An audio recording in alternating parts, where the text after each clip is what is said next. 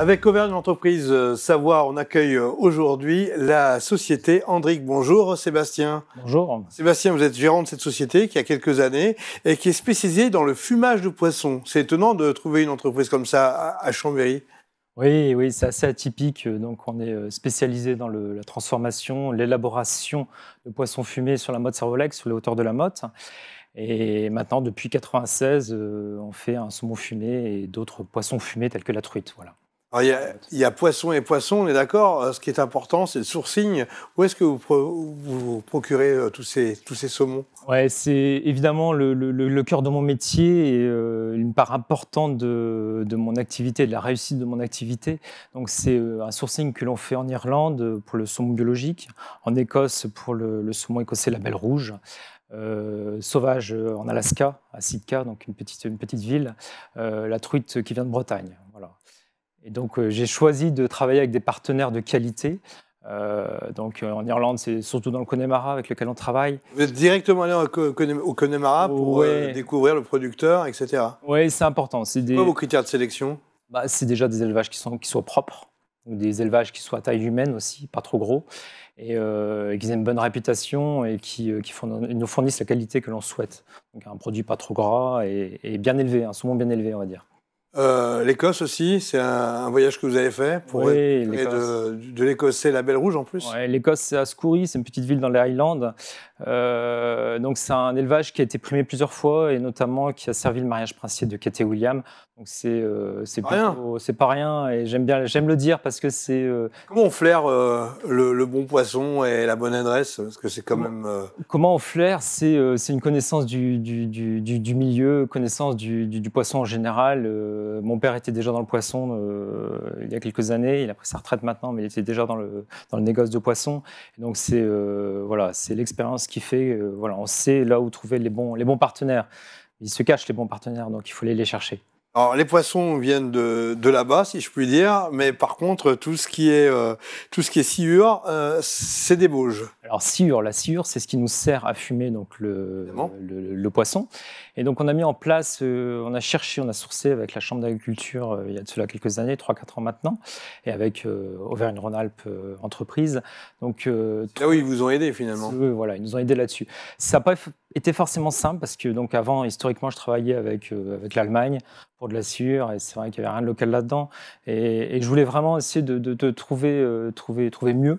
C'est-à-dire que dans les Bauges, on a dû s'adapter à votre demande, parce que c'est particulier. Voilà, c'est pas évident. C'est réussir à trouver une sciure avec une granulométrie qui corresponde à nos attentes, pas trop de poussière. Et donc, on a trouvé un exploitant forestier sur Arit qui veuille bien adapter son système de travail à notre système de travail.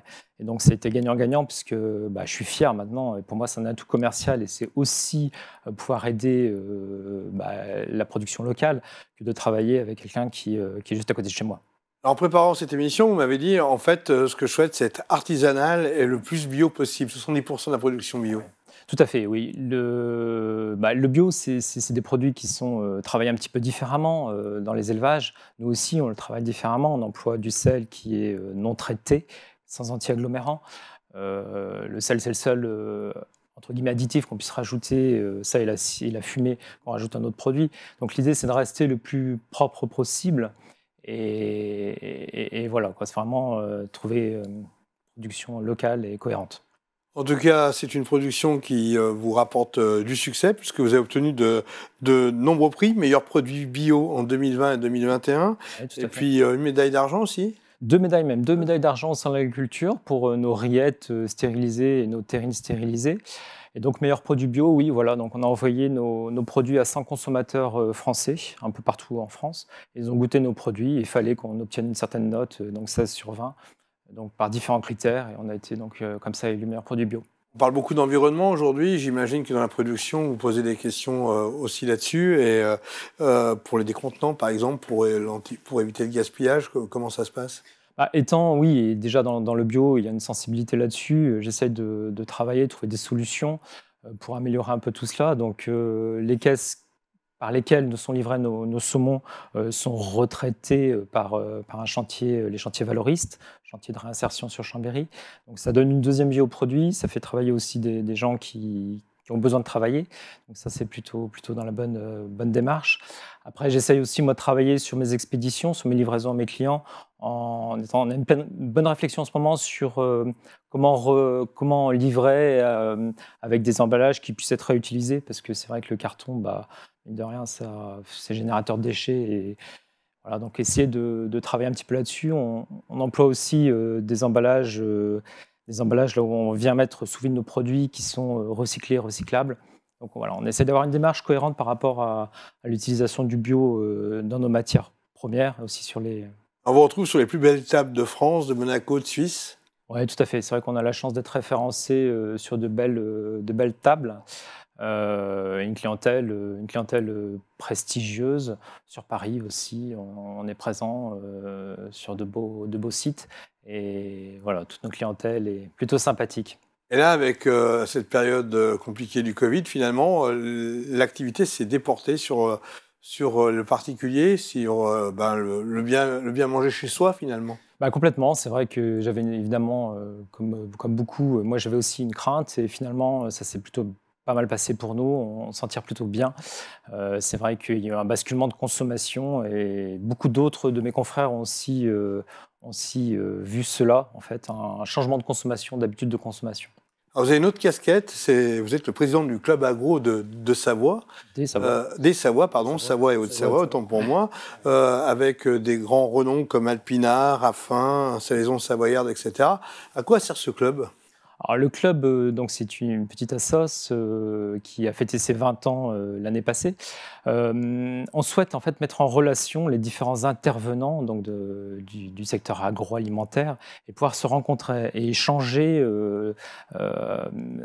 entre ces différentes personnes. Des petits tuyaux du quotidien, c'est-à-dire, voilà, moi j'ai tel fournisseur de sciure, on parlait tout à l'heure de la sciure, et typiquement j'ai envoyé ce producteur, cet exploitant, à quelqu'un qui fait de la charcuterie. Et donc, pareil, voilà, il travaille maintenant aussi avec lui. Et voilà, c'est se donner des petits coups de main, se dire, tiens, j'ai un problème là-dessus, par exemple sur la stérilisation, est-ce que tu peux me dire comment il faut faire ? Voilà, c'est une mise en relation, c'est aussi des moments d'échange, de convivialité. En fait, on se rend compte en ce moment que ces moments nous manquent beaucoup. Donc, c'est vrai que c'est ce qu'on faisait avant et qu'on souhaite pouvoir refaire rapidement. Dans une année aussi particulière que celle-ci, quels sont les objectifs que vous fixez en tant que gérant d'entreprise ? Mes objectifs, c'est de continuer à avoir une équipe avec mes salariés, mes collaborateurs qui soient soudés, pouvoir continuer à faire une qualité de production toujours au même niveau, ce qui n'est pas forcément toujours simple, parce qu'il faut se recréer tous les jours, et continuer à donner un petit peu du bonheur à mes clients, mettre en place peut-être quelques nouvelles recettes. Et moi qui suis un gourmand, très gourmand, ça me convient bien. Voilà. Merci Sébastien Rigaud pour ce portrait avec Auvergne-Rhône-Alpes Entreprise Savoie. À très bientôt. Merci, au plaisir.